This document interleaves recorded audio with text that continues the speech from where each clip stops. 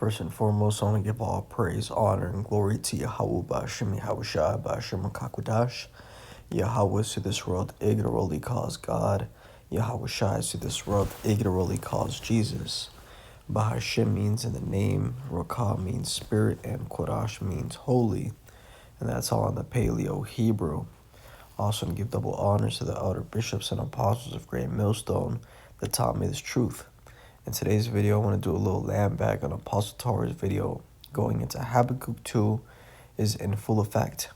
Okay, and let's go into this chapter, Habakkuk chapter 2. And I'm going to start at verse 1 and break it down as I go. So, verse 1 says, I will stand upon my watch and set me upon the tower, and will watch to see what he will say unto me, and what I shall answer when I am reproved.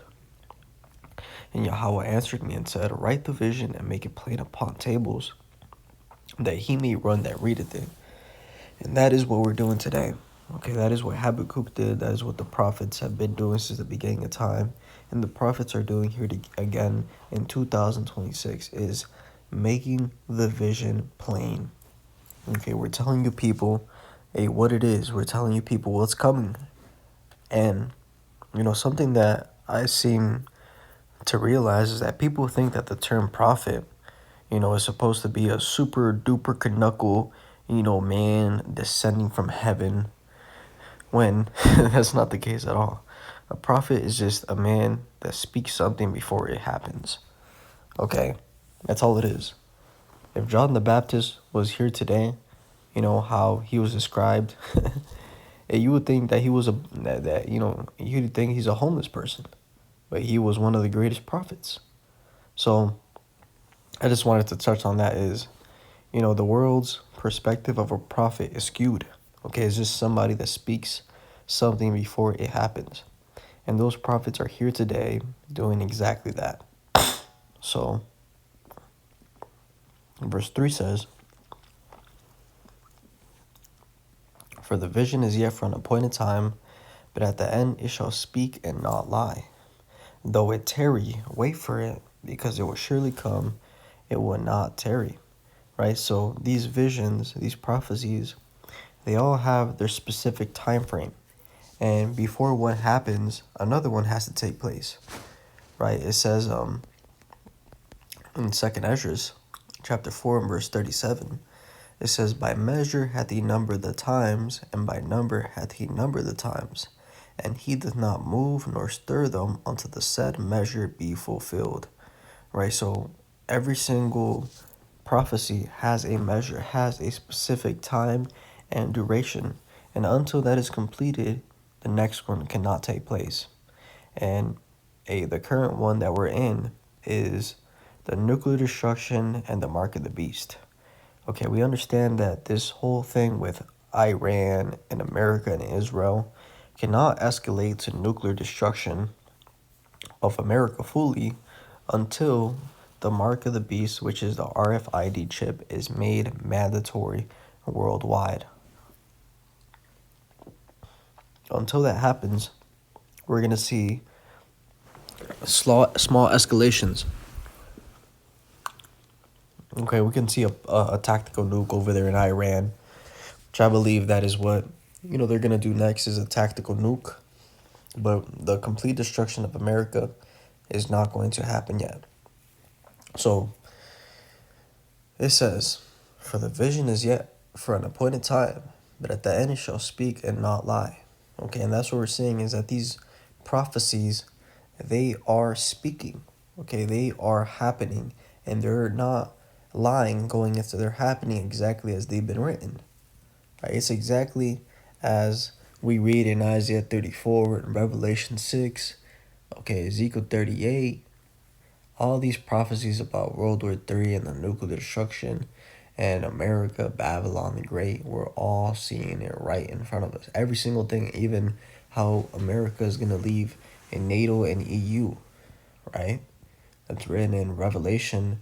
I believe it's the 17th chapter or the 19th chapter. It talks about how the 10 horns are going to hate the whore and burn her with fire. But at one point, those 10 horns were part of the beast. And that's your NATO.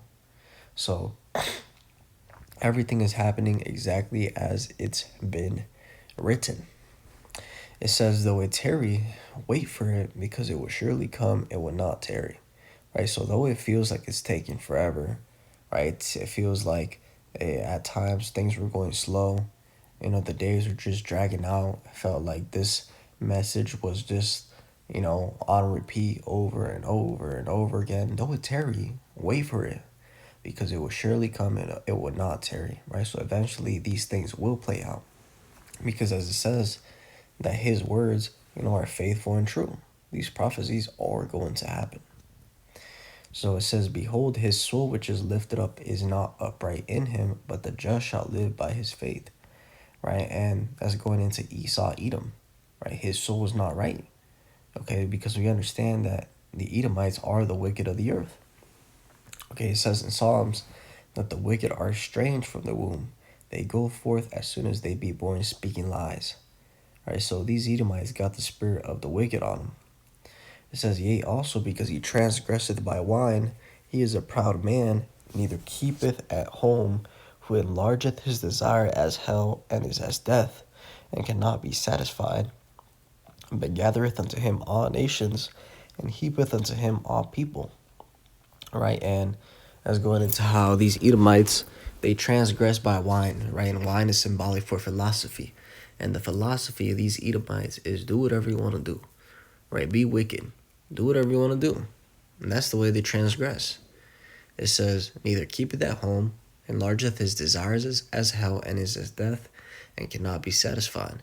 That's why you see Esau, Edom, okay, these so-called Americans, going from country to country to country because they can't be satisfied. They can't stay at home and do their own thing. They have to take. Okay? And the reason why is because the blessing of Esau was to live by the sword. So they have no option.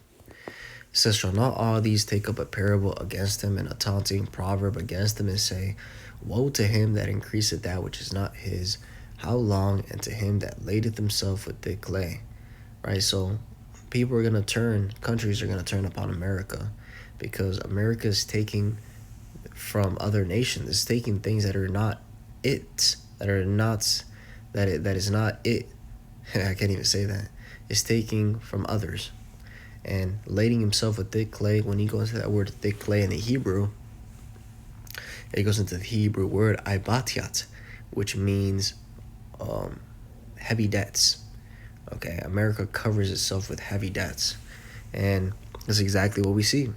Okay, I believe it's at like who knows how many trillions of dollars of debt, and it's only going to keep going up until eventually, the Ponzi scheme, it completely collapses and the dollar goes to zero, and that's when they bring in the digital system. So it says, shall they not rise up suddenly that shall bite thee, and awake that shall vex thee, and thou shalt be for booties unto them? Because thou hast spoiled many nations, all the remnant of the people shall spoil thee, because of men's blood, and for the violence of the land, of the city, and of all that dwell therein. Right? So these nations that America has spoiled will turn on this place, because they're realizing that America is the problem.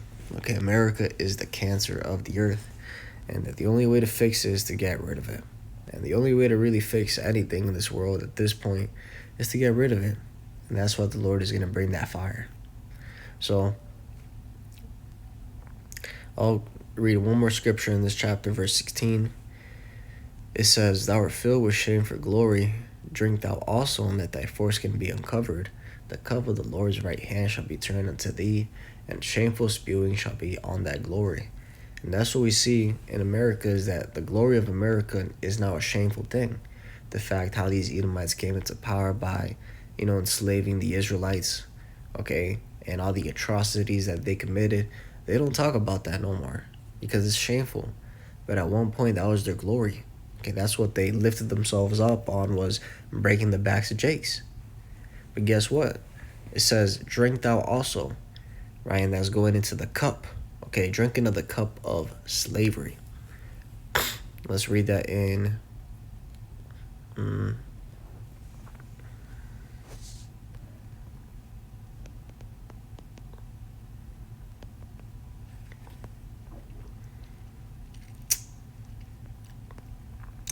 Jeremiah 49:12 says, "For thus saith Yahweh, behold, they whose judgment was not to drink of the cup have surely drunken." Right? Who is they? Right? That's going into the Israelites. We're not supposed to drink of the cup of slavery. Right? The Israelites were not supposed to be an enslaved people. They're supposed to be a nation of kings, rulers, and princes. And guess what?